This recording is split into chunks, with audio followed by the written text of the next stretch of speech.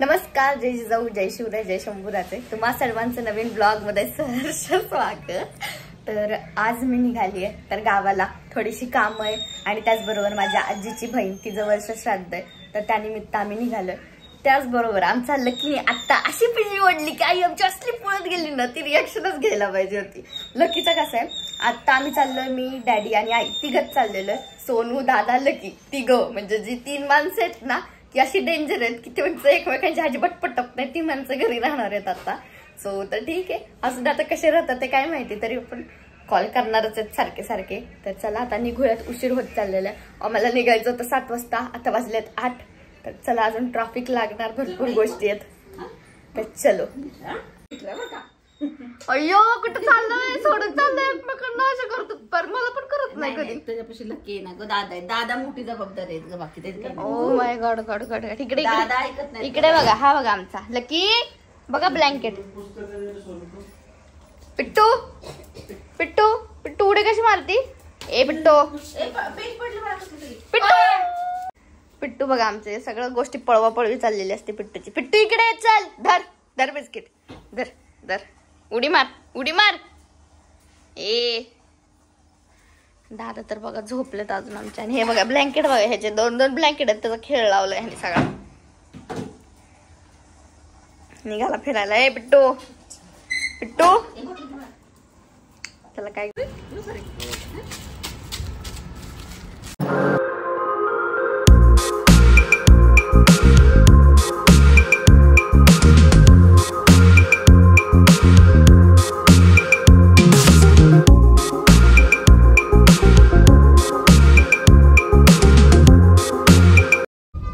इतक्या वेळ आम्हाला काहीच ट्रॉफिक नाही दिसला. आणि इथे आल्यावरती बापरे, टोल नाका क्रॉस केला आणि एवढं ट्रॉफिक की आता आमची पर गाडी जायला जागा नाही, एवढं ट्रॉफिक आहे. सगळं थांबून थांबून थांबून थांबून चाललंय.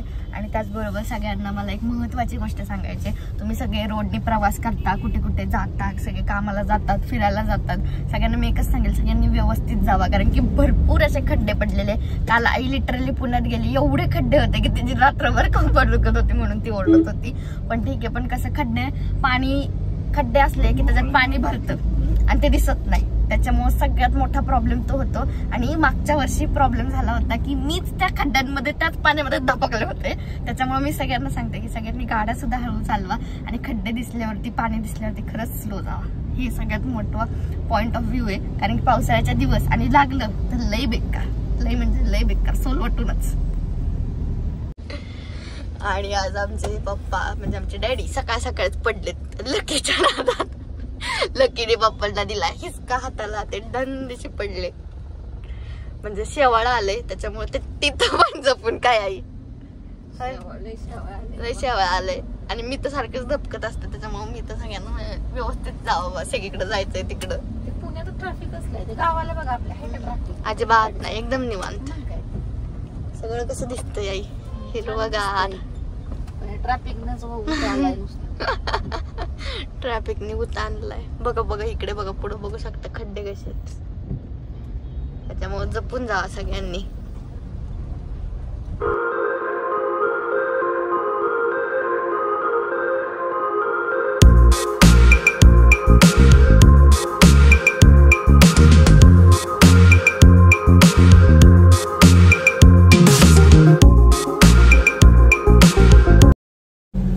दिसतंय हिरवा हिरवा सगळं, एकदम सगळे डोंगर हिरवेगार झाले.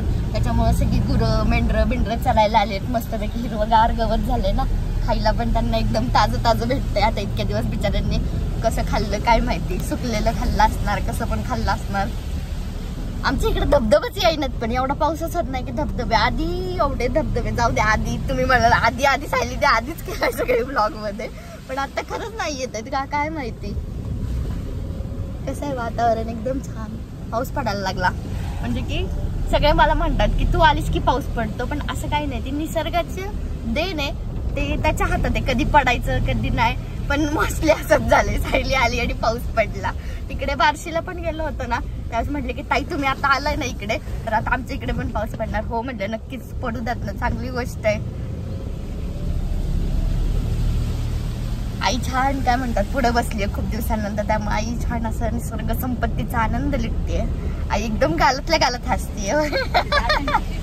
ती दादांची सीट आहे ना, आमचा तिथे कोणाचा अधिकार नसतो, ती दादांची सीट आहे. आणि आज मस्तपैकी आई साहेब आमच्या पुढे बसलेले निवांत मध्ये.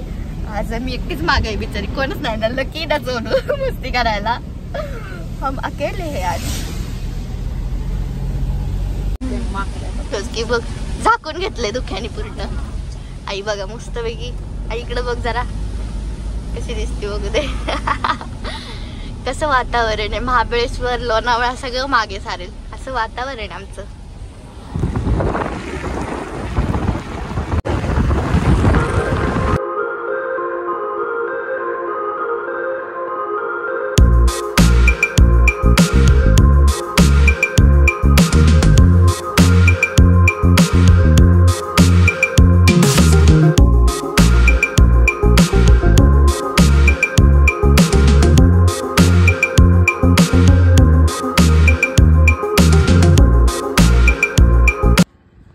इथे टोमॅटो फेकले होते म्हणून मी थांबले, म्हटलं व्हिडिओ करायचा.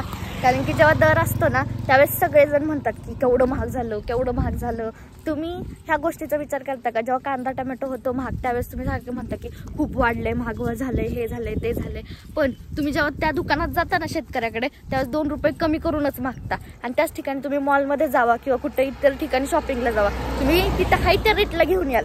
पण जेव्हा शेतकरी दादाचा विषय येतो का, तिथं सगळे कमी करून मागतात. असं नका करत जाऊ, किती काही होऊ द्या, शेतकरी दादाकडूनच घेत जावं आपल्या. तर चलो आता खूप लेट झालाय आम्हाला, निघतो आता आम्ही पुढे.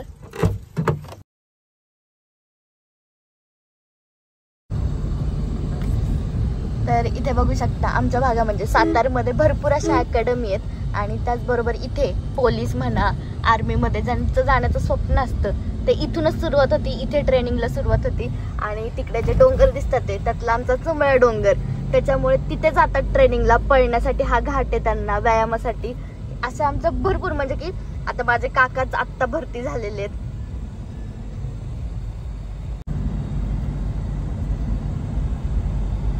त्यांचं झालंय ना, मजबूत झालंय त्यांचं.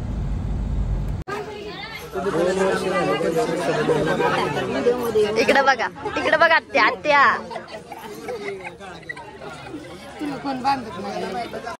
गावाला गेले होते, तिथे एक कार्यक्रम पण होता. आणि त्या कार्यक्रमात सगळ्यांची गडबड काय तर माझ्यासोबत फोटो काढायचे. आणि ह्यांना फॅन फॉलोविंग नाही म्हणता येणार, हे माझं कुटुंबच आहे बरं का.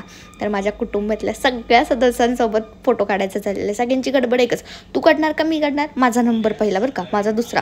मग शेवटी सगळ्यांनी मिळून सुद्धा काढले. आणि नंतर काही एकट्याने सुद्धा काढले.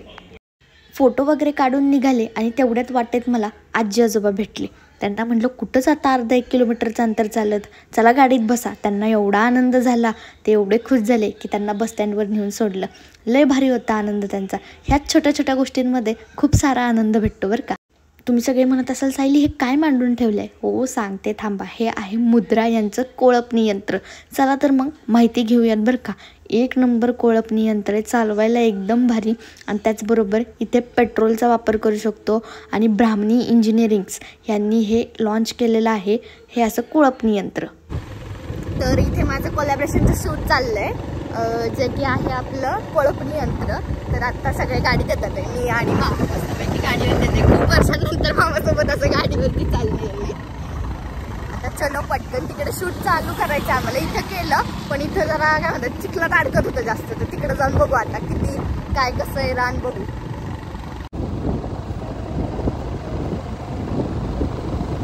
तर तुम्ही सगळे म्हणत असाल कोळपणी यंत्र नक्की काम कसं करतं, तर चला तर बघूयात.